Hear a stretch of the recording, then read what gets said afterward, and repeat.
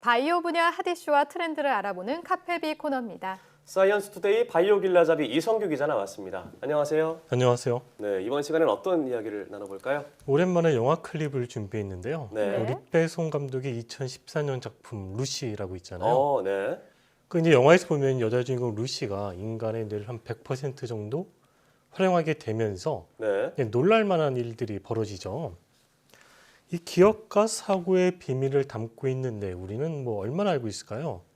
혹시 사람 뇌가 어느 정도의 그 신경세포로 구성되어 있는지 알고 있나요? 저희가 지난 시간에 셀 아틀라스를 네. 다루면서 인간의 세포가 37조 개로 대략 구성되어 있다 이런 얘기를 했는데 그것에 비추어 보면 뇌는 중요한 역할을 하지만 크기가 작으니까 한 그죠?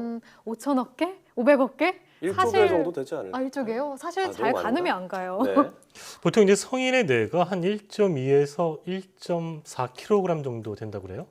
네. 이제 한 70kg 정도 되는 사람이라고 가정을 하면은 뇌가 한 1.7% 정도 차지하는 거거든요. 전체 네. 몸에서 굉장히 작은 부분을 차지하는데 이 작은 뇌에는 한 1000억 개의 신경세포가 들어가 있어요. 그렇군요. 굉장히 많은 숫자인데 더 네. 놀라운 거는 이 사람이 어떤 의사결정을 한다든지 이런 고차원적인 뇌 기능을 수행을 할 때 네. 신경세포도 중요하지만 신경세포하고 연결되어 있는 어. 신경망이라고 부르거든요. 그거를. 네. 네. 이 신경망의 역할이 굉장히 중요하거든요. 근데 신경세포 하나당 한 평균적으로 1000개의 신경세포가 서로 연결되어 있다. 네. 그러니까 뇌 전체의 신경망 수는 1000억 개 곱하기 1000이니까 어. 100조 개 정도 된다. 이런 계산이 나오는 거죠. 그렇겠네요. 와, 신경망을 딱 간단하게 얘기하자면 어떻게 신경세포끼리 정보를 공유하는 통로라고 그렇죠. 생각하면 되잖아요. 네. 와, 근데 100조 개라는 거는 우리 일반적으로 인지하기 쉽지 않은 숫자인데 정말 대단하네요. 그래서 이제 현대 뇌과학에서는 이 뇌를 네. 인류가 풀어야 할 마지막 미지의 영역이다. 이렇게도 부르거든요. 신경세포 자체도 이제 그 숫자가 대단하지만 신경망이라는 게 엄청난 숫자잖아요. 천문학적인 숫자잖아요, 사실은. 네, 100조 개. 그렇죠. 이게 상상이 안 가는 숫자인데 우주에 별들이 한 100조 개 있을 거다. 이렇게 얘기를 하거든요. 네. 그래서 이제 뇌를 소우주다. 이렇게도 얘기를 하는데 어. 전문가 설명 들어보고 이어가겠습니다. 그 신경만 전체를 우리가 알고 싶어 하는 거거든요. 그것이 인류가 지금 냉겨오는 가장 큰 문제 중에 하나입니다. 그래서 호기심이 제일 많고요. 또 그런 기초 원천 관점에서도 중요하고 만약에 그런 신경망을 다 안다면은 어느 땐가는 실험 동물을 사용해서 신약 개발도 안 해도 될 날이 올지 몰라요. 그런 것을 시뮬레이션, 모사에 의해서 어떻게 뇌가 반응할 것인가라는 그런 모델링도 이루어질 거니까요. 그래서 전 세계적으로 궁극적으로 인간의 신경망을 이해하자. 그것을 완전히 아주 그 초정밀 상태에서 말을 또 바꾸면 말한다면 구글의 얼츠처럼 그 우리가 크리켓에서 들어가면 아주 자세한 맵을 얻어내잖아요. 그런 것을 얻고자 하는 것이 그 전 세계 신경과학의 큰 흐름이자 변화이라고 볼 수 있고요. 그러니까 이제 뇌에 있는 신경망 전체가 신경세포가 어떻게 연결되어 있고 네. 이런 연결을 통해서 기억이나 사고를 어떻게 하는지 이제 그런 거를 밝혀내겠다 이런 프로젝트입니다. 네, 그렇군요. 그러니까 인간 뇌의 신경망을 이해하자. 이게 뇌 과학의 큰 흐름이라는 네. 건데요. 그렇다면 이와 관련한 주요 국가들의 연구 상황은 좀 어떤가요? 이 분야의 선두주자를 꼽자면 미국인데요. 네. 미국은 뇌과학뿐만 아니라 다른 과학에서도 거의 다 그죠. 선두주자인데 이제 미국 그 오바마 대통령이 이 과학을 위해서 굉장히 많은 일을 했었는데 지난 2013년도에 브레인 이니셔티브라는 걸 발표를 했어요. 네. 이제 미국이 추진하고 있는 거대 뇌과학 프로젝트인데 이 프로젝트가 이제 인간 뇌의 비밀을 규명할 신경망 지도를 완성하겠다. 이게 목표예요. 그래서 미국의 국립보건원이나 과학재단과 같은 단체들이 주축이 돼서 2014년부터 10년 동안 한 45억 달러 예산을 네. 투입하고요. 이제 앞에 5년, 그러니까 2014년부터 올해까지는 이 지도를 만들기 위한 기반 기술을 개발하는 데 주력을 하고요. 네. 그 나머지 5년은 실제로 이 기술을 이용해서 신경망 지도를 완성하겠다. 이런 계획입니다. 네. 브레인 이니셔티브를 가리켜서 뇌과학계 문샷, 달정복이다 이렇게 말할 정도로 큰 프로젝트인 네. 것 같은데요.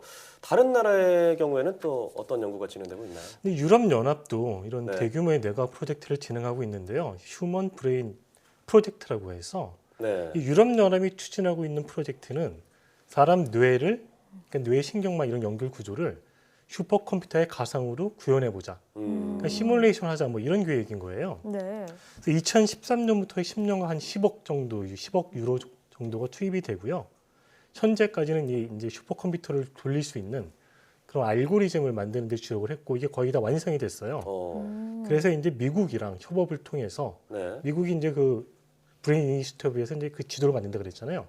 그 자료를 이 슈퍼컴퓨터에 투입하는 그런 이제 협력을 지금 모색하고 있습니다. 네, 그만큼 중요한 연구인 만큼 전 세계가 공을 들이고 있다는 게 느껴지는데요. 그럼 우리나라도 이런 뇌 연구가 활발하게 진행되고 있나요?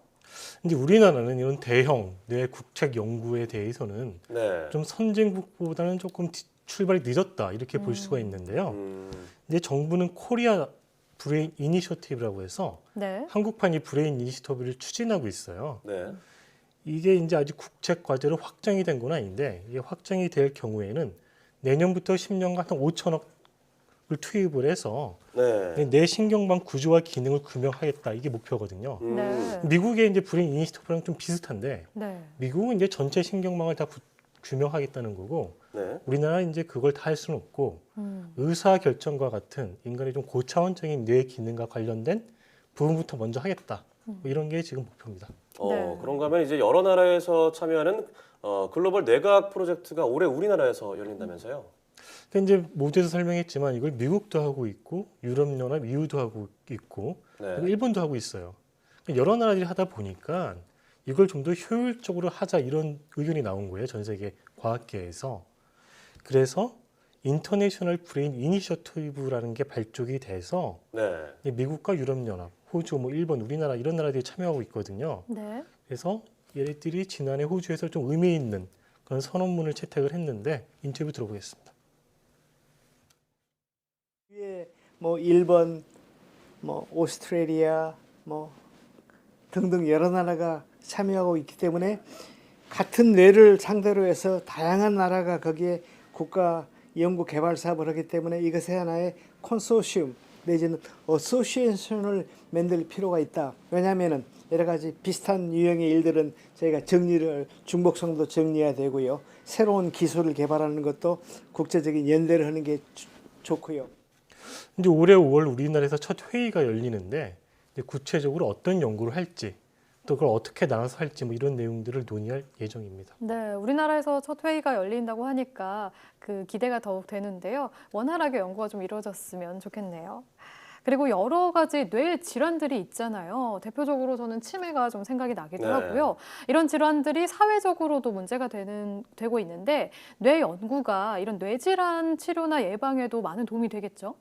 근데 미국에서 그 브레인 이니시티브가 나오기 전에 네. 데케이드 오브 브레인이라는 게 1990년대 추진이 됐어요. 이제 뭐 뇌의 뭐 10년 이런 의미잖아요. 그래서 10년 동안 이제 뇌를 집중적으로 연구를 하겠다. 뭐 이런 거였는데 그때 이제 목표로 그 당시에 연구할 때는 이제 파킨슨병 같은 경우에는 네. 10년 뒤인 한 2000년쯤에는 치료약이 나올 것이다. 이렇게 기대를 했어요. 네. 네.